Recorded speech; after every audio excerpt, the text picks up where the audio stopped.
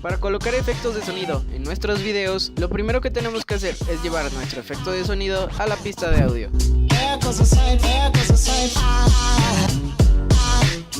Una vez hayamos hecho eso, quitaremos las partes sobrantes de nuestro audio, haciendo que el efecto y nuestro video se sincronicen.